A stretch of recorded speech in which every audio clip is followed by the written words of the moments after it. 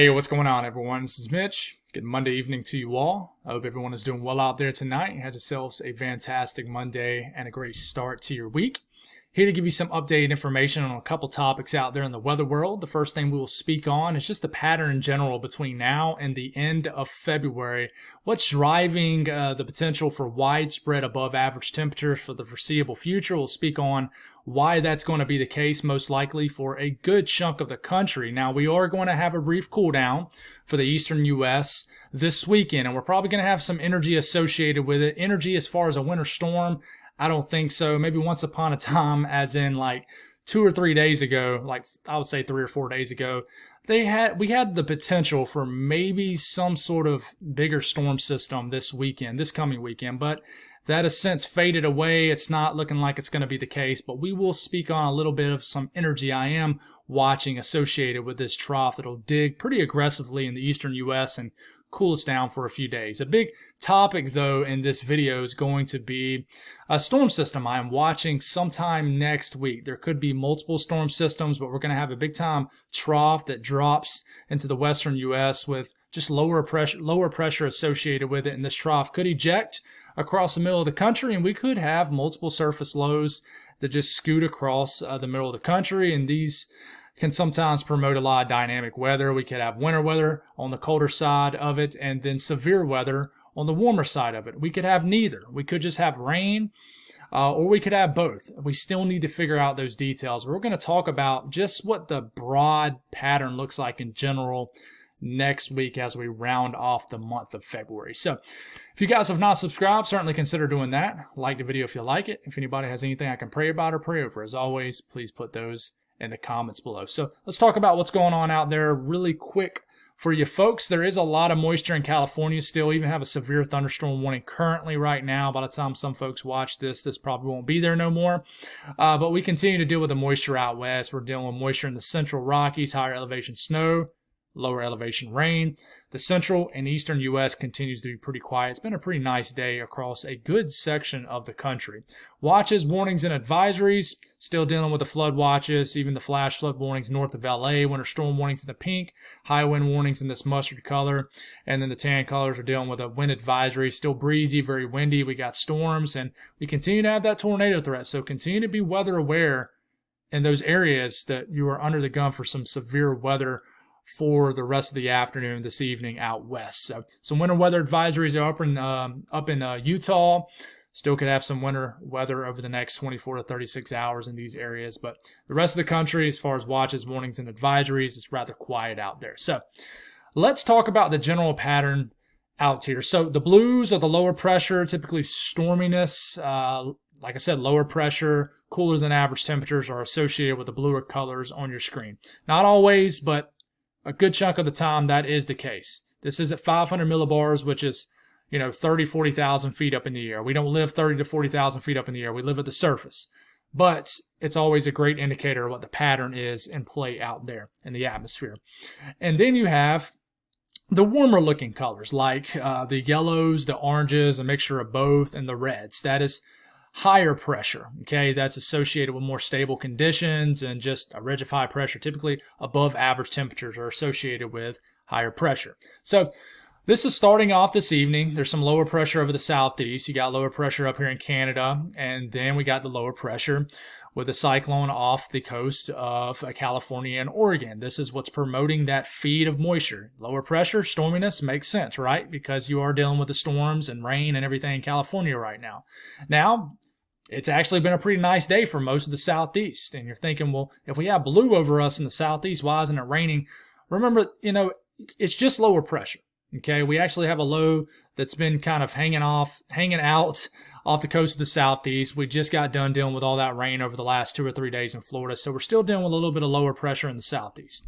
Now, as we continue to move this forward in time, okay, we start to get into like Wednesday. Check out the ridge building over the middle of the country. This is associated with above average temperatures. Now, we already have above average temperatures out there this afternoon and this evening.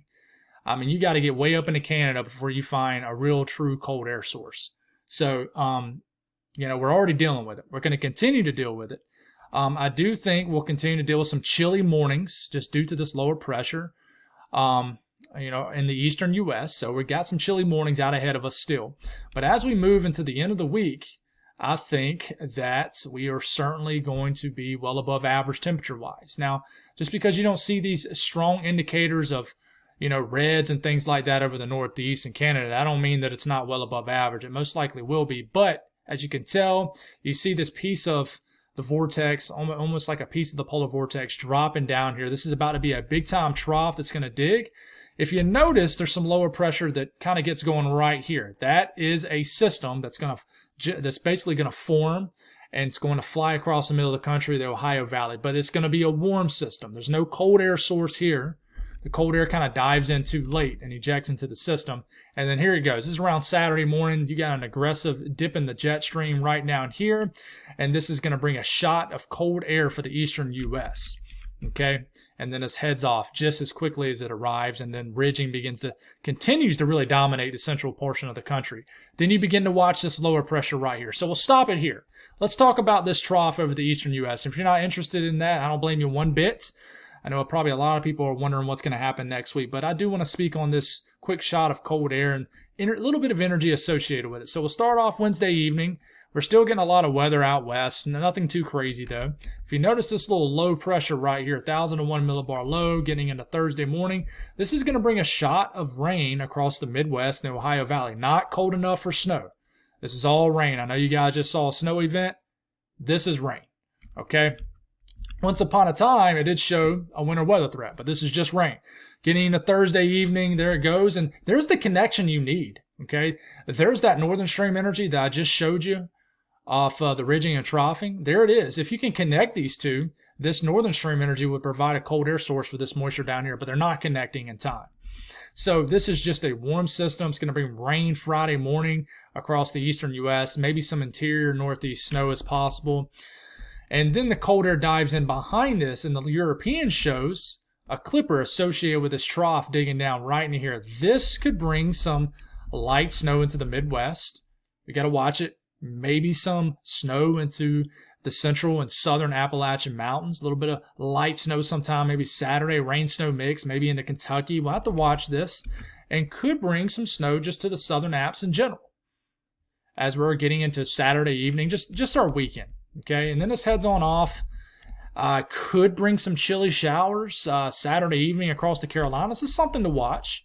It is, but then it heads on off, and then the ridge begins to take back over.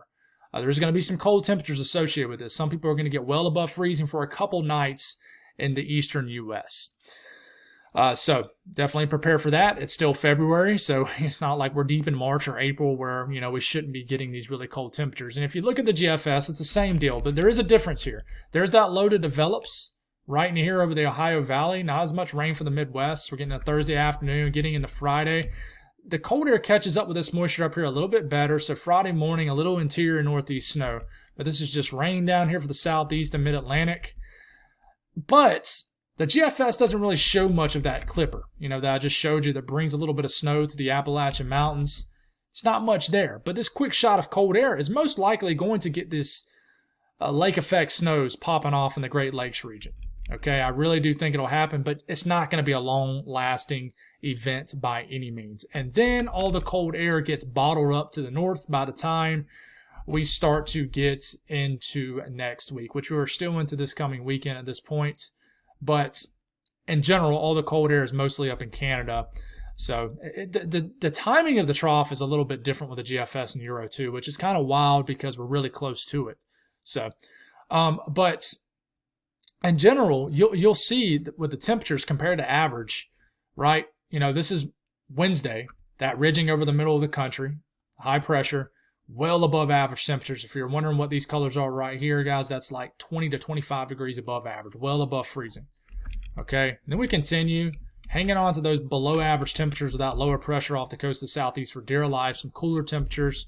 But eventually, above average temperatures take over as we're getting into our Friday very briefly for the eastern U.S. Still going to just be dealing with the above average temperatures, even with this trough dropping down. This trough dropping down, you see this cold area of air right here. This is really just going to drop down into the eastern U.S.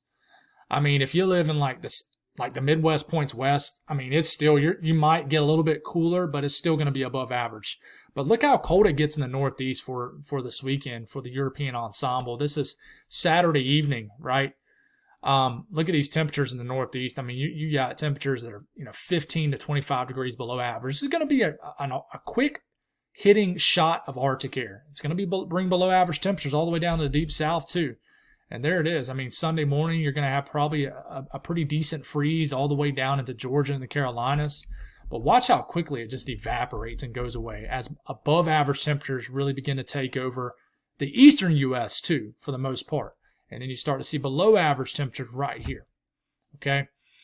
And, you keep this going, and there it is. So, and you can see it by jumping back to this also, right? Once this lower pressure, this dip in the trough goes away, all of a sudden you start to see this big ridge going all the way up to eastern Canada as we are getting into around this time next week. You see these yellow colors. This is a ridge over the to south central and eastern portion of the country. This is going to bring above average temperatures, and it just continues to amplify too. But you notice the lower pressure dropping down into it drops down into the western U.S., picks up a wave out in the Pacific, and then it pulls it up into the middle of the country, and then that's when we have to watch for a big storm system right there. So you can see the above average temperatures after this quick shot of cold air this weekend. Here they come, Monday, next Tuesday, next Wednesday. Well above average temperatures begin to dominate the eastern U.S. So what about this storm signal that we are watching? Well, here it comes. We're going to start off Saturday morning, February the 24th. You can see a system off the coast of California. It's quiet. We get into Sunday, and then here comes the moisture that begins to fly into the western U.S. with the associated lower pressure in place. Here it comes, a lot of higher elevation snow. How low will the snow levels be? I think they will drop in this setup as you're going to have well above average temperatures that will settle into the western U.S. But, we're getting into next Monday evening. Look at all this moisture out west. And then we could have a bigger system that potentially moves into the Pacific Northwest. But we're starting to get pretty far out to the middle of next week. But we'll take it all the way to 10 days out. And it's going to get very active, I think, next week for the western U.S. And the same thing with the GFS, guys. There's that system chilling off the coast of California, getting into next Sunday. Well, this coming Sunday, and then we're getting into next Monday. Look at next Monday morning. I can tell you with the GFS, it's much colder. It really drops these snow levels almost all the way to the valley floor in Oregon and Washington. So much lower snow levels in this kind of setup. I think it's probably overdoing it here. But man, look how active it looks. Like next Monday for the western U.S. I mean, it's wanting to show snow all the way down to like the coastline of Oregon. But, Sierra Nevada would obviously get slammed in this kind of setup. And this is just a lot of energy in the western U.S. Could be very active next week for the western U.S. for sure. The details are very fuzzy, as they will be at this range, but we still need to watch. Now, this is the area that we really need to watch as far as a severe weather threat. As this trough drops into the west, it's going to be pretty quiet early next week. Then we get into next Tuesday, and here it comes. This is around the 26th, 27th. This is around Monday evening. You're seeing all kinds of low pressures, but don't focus too much on that. You see the energy in the northern plains kind of coming out here. Then we could have one dominant low pressure. Here it is in Nebraska. This is just one model run. This is next Tuesday morning, 8 days out. Here comes the first wave, right? Snow in the north central U.S., the northern plains, the Dakotas. We got this stripe of snow. We got snow in the Rockies, all right? This could bring severe weather at the bottom fringe of this low pressure. It could be pulling up that low-level moisture, and we'll talk about that more in a second. And then look how this low pressure deepens to a 987 millibar low. Not a forecast. We're just kind of showing you the setup. Okay, trough drops out west. Trough ejects. Associated surface lows go with it. Okay, at the base of and then the right quadrant of these troughs. Okay, here comes this low that's screeching across the Midwest. Could bring some very dynamic weather. 981 millibar low heading right towards Green Bay. Okay, and then you got another low at the bottom edge of this. Okay, but then we start to get in 9 to 10 days out, and it starts to get very active for the eastern U.S. too. So if you keep this going, here it goes. Shows a crazy scenario where you got this low screeching across the Delmarva with heavy rain, wind-driven rain, and this is starting to take on that negative tilt, changing to snow. I really think next week has the potential to be pretty active. It's just kind of fuzzy as far as those details. What about a GFS? Same kind of deal, guys. We start to get into next Monday, starting to see a lot of energy creeping into the picture from out west. And then there it is. There's the low that ejects right there. It just looks like blobs of rain right here, but this could very well be severe weather as we get into next Monday or Tuesday. And then there could be a cold side of this that's not showing up yet on the GFS, right? 986 millibar low showing a rain bomb in Minneapolis. Okay, so this is all rain. This could be severe weather, though. Okay, and then we have another low that develops right here. This is getting into like next Tuesday and Wednesday. This looks a little bit more dynamic with a cold side to it, a lot of snow across the northern plains, 987 millibar low, kind of just churning around. And, this could be severe weather down here. This could be yanking up a big, rich field of moisture all the way up to the south side of the actual surface low. So, shows a bunch of snow. As you can tell, there's big differences here, and there should be this far out. So the one thing you look at as far as severe weather, because the winter weather side of this, we got a long ways to go before we figure that out. But as far as severe weather, we look at kinematics and thermodynamics. And where do they overlap the best? That's where your highest severe weather threat will be, if any at all. So the thing you're looking at here is the mid-level jet. Winds at 500 millibars, 30-something thousand feet up in the air, right? Okay, it's one thing we look at for forcing for thunderstorms and wind energy for thunderstorms. So if you look right in here, don't focus too much on this. This is our departing big-time trough that digs into the eastern U.S. and then heads out immediately. What I want you to watch is down here. And as we get this in motion, here comes this big trough ejection across the western U.S. And then look at this. Look at these winds kind of coming out the southwest. This is bringing a lot of warm, moist air from the south. And this continues. It looks kind of sloppy. This is just the operational Euro. The details, we're not focusing too much on that. But in general, you see all this wind energy right here.